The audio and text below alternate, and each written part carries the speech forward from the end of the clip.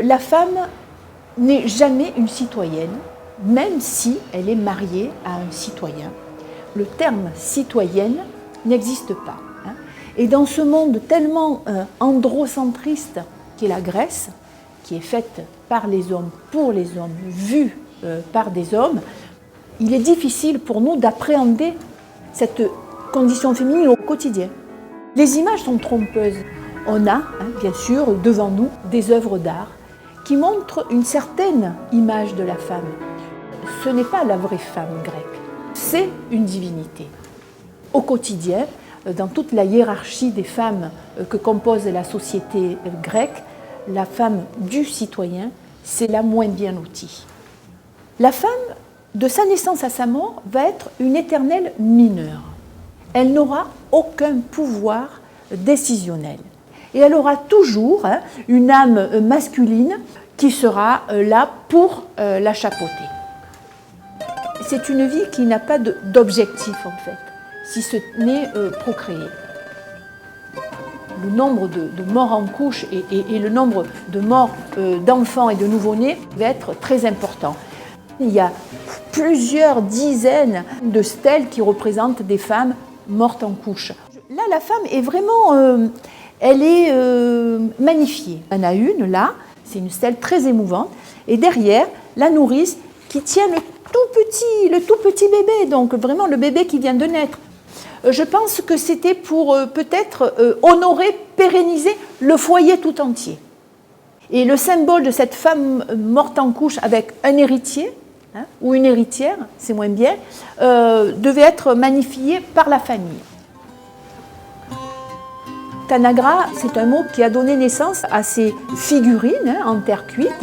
En fait, c'est des grands santons, pour être un petit peu familier, qui étaient peints, qui étaient polychromes, dont il reste encore beaucoup de traces de couleur. Et là, on peut voir à peu près l'aspect physique qu'avaient ces femmes. Elles sont maquillées, elles ont des coiffures très compliquées, avec des rubans qui passent dans les chignons, avec des kécriphales, c'est-à-dire des espèces de résille qui tiennent leurs cheveux. Il y a deux sortes de femmes en Grèce.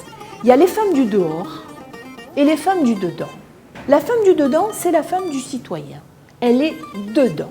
Dès qu'elle est mariée, et elle va se marier très souvent très jeune. Et quelquefois, la jeune fille, la petite fille se marie à peine pubère. Donc elle se marie, elle a 12-13 ans.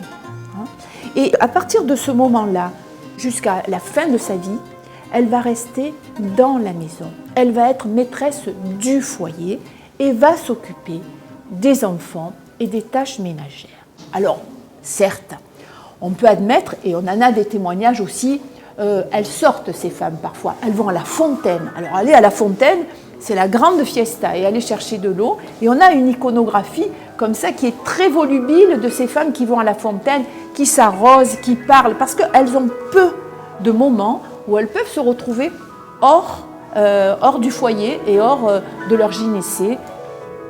Et dans la catégorie des femmes du dehors, il y a les étaïres. Les étaïres, ce sont des métèques, donc un parent qui est citoyen, l'autre qui ne l'est pas, qui est barbare.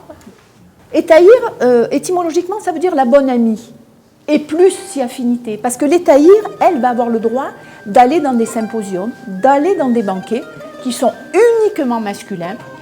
Ces citoyens-là qui sont mariés, eh bien les femmes, elles restent dans leur gynécée, eux vont aller banqueter, et là, les étaïres vont venir. C'est un peu des geishas. Ce sont des prostituées de luxe. Ensuite, on a la pornée.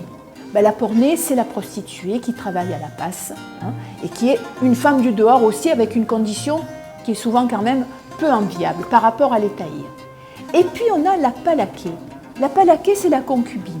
La palaquée, c'est la deuxième femme, c'est la maîtresse. C'est elle qui peut même habiter dans le foyer. Si par exemple la femme ne peut pas avoir d'enfant, on va prendre une palaquée. Donc, toutes ces femmes du dehors ont quand même une plus grande liberté que les femmes du dedans. Voilà ce que nous dit Démosthène. Les courtisanes, donc les étaïres, nous les avons pour le plaisir.